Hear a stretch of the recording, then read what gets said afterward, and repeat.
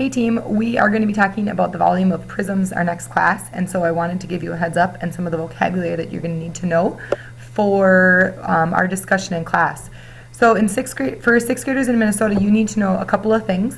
The three things are that you need to be able to calculate any volume of any prism and label it with the correct units, which would be the cubed units. Explain why a formula works, and then show the volume with different types of pictures. So you'll have to create volume with different pictures. So let's take a look at what some volume is. First of all, prisms. What prisms are three-dimensional, and they are they have two bases on each side of them. So there's going to be two triangles on each of the sides, or two squares on each of the sides, or two rectangles. And then we have any of those 6 quadrilaterals that we've talked about: kites, trapezoids, parallelograms, rhombuses, squares, and rectangles. The other sides, all the other sides are all prisms. And we're going to be looking at a lot of shapes in class. When you guys come to class, we're going to be looking at a lot of different prism types that we can see. When we name prisms, we always say the base shape and then the word prism after it. So for example, like rectangular prism or triangular prism. So we just are essentially stretching that shape out. So if we look at our next slide here, we have all these different prisms on this slide, and they're all named the hexagonal prism. It's the base of the object, and then it stretches out to create a prism. We're going to be looking for prisms around maybe even where you're sitting right now taking these notes, like if you can find some prisms. A lot of kids will often do cereal boxes, because cereal boxes are that rectangular and it's stretched out just a little bit, which is a pretty cool deal. There's different parts of the prism. So we have the face, which is any of the flat sides of a prism. We call that the faces of the prism. We have the base, which is the polygon bottom. This is where we need to make sure that you guys see the base of the prism. So it's the triangular, it's the triangle, it's the rectangle, it's the square, it's the hexagon, whatever the shape is, that's the base of it. The height is how tall it is. A lot of kids get confused with the base of the base height and then the height of the prism. So make sure that you're looking for the prism height and not the base height. So like for example, the height of the triangle. We're not talking about that one, we're talking about the height of the prism, how far back that prism is stretched. And then the length is another name. We sometimes will call that also the height of the prism. It's kind of an interchangeable name. So if you take a look at these examples here, we have the height, the base, and if we look, here would be our base, and then our height would be, or the length would be this long size here.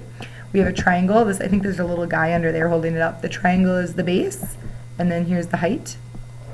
If you take a look at these other pictures, see if you can find the heights and the base. So again, here's the base, and then the height, and the base, and the height is this line right in here. And then the base of this one's actually like standing up tall, and then the height of it is how high it is, along with this one. The base is this top part, and the height is the length up and down, and then the base again, and then the height. Okay. So when we talk about volume, we talk about how much stuff is on the inside of this three-dimensional shape. We've got 3 different measurements: the base, the area of the base, and then the height. And so when we look at this, we take a stack, like it's taking like a loaf of bread, and I'm going to explain more about this in class, but you take like the base piece of bread, and then it's how far back it goes. So it's how many cubes are inside that fit inside of that shape. So if we keep going back, and it's like a layering system when you're finding the actual measurement of volume. So there is a brain pop here. You're welcome to watch it and check it out to see what it says in there, because it's also about volume. If you would like to watch it now, you just need to type in the password of Edina Apps, or Edina PS, and then Edina. So I used to say in the Google app. So, all right. So prisms in your notebook, you should probably have this written down.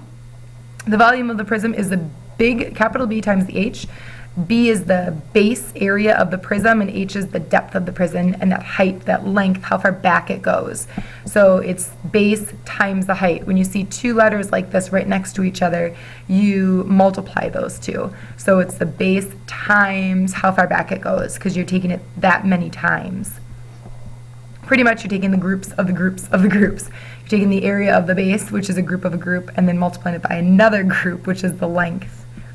So we have it in cubes, and we write it in cubes because there's all these little tiny cubes that fit into it. Kind of like when we were talking about area, when we had the squares, how the areas of the squares fit inside of an area, how many squares fit inside. This is how many cubes fit inside. All right, so this is a volume song, and it is awesome. I'll let you play it here if you'd like to. If it doesn't work, you can always go onto the website and make sure to click on it there because it is a pretty good one. We are going to be listening to it in class, just to let you know.